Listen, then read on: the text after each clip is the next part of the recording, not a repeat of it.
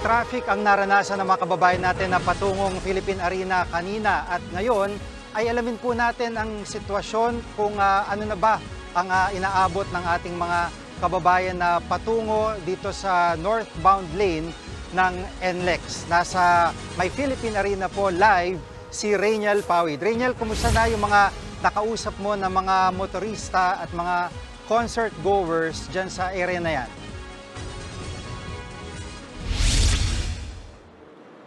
Jiggy, napapabuntong hininga na nga lang yung ilan sa mga biyahero, lalong-lalo na yung mga pauwi sa probinsya para sa weekend. Yung ilan naman sa mga kapatid nating concert goers ay tila deadman na sa traffic basta makita at mapakinggan daw nila ang kanilang paboritong British rock band ngayong gabi. Tanghali pa lang kanina, bumiyahe na pauwi ng Bungabon, Nueva Ecija si Jonel. Inagahan daw niya para makaiwas sa rush hour pero na-traffic pa rin siya at naipit sa Balintawak Toll Plaza. Ang 3 oras niyang biyahe mukhang aabutin daw ng 6 na oras. Siyempre, hassle po kasi tatagal sa traffic, mas makakatagal sa pupuntahan. Sa gasolina mas mahal din kasi pag mas traffic, mas sa gas. Kasi ka lang, paabante-abante ka lang. Ayon sa pamunuan ng NLEX, alas 12 ng tanghali na magkaroon ng build-up sa Balintawak Toll Plaza at ilang malalapit na lugar sa Philippine Arena. Ang mga sasakyan pinaghalong magwi-weekend sa probinsya at Coldplay concert goers gaya ni Madel. Kahit pakaliwat ka ng traffic na ang sinuong mula sa Antipolo, all smiles pa rin siya. Medyo hassle but we really expected it naman. So, ayun. Very excited to go there.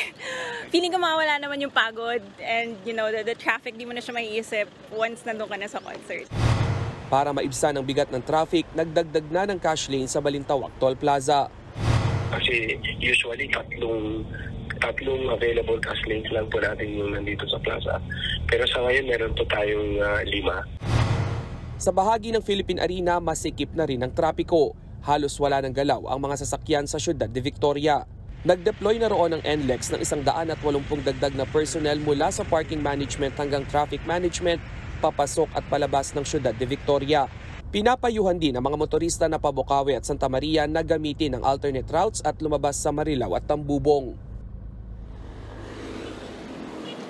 Jiggy, pasado alas 7 ngayong gabi ay lumuwag na nga yung daloy ng trapiko dito sa harap mismo ng Philippine Arena. Tama yung traffic projection ng NLEX na between 6 to 7 yung peak nung marami nga yung mga sasakyan dito. Kaya payo pa rin nila sa mga uuwi ng probinsya ay sulitin na po yung window na 7 p.m. to 10 p.m. hanggang may concert pa nga dito. So para nga doon sa mga uuwi ng probinsya, mas maganda within these 3 hours ay lumampas na po kayo dito sa may NLEX sa bahagi ng Philippine Arena. Jiggy.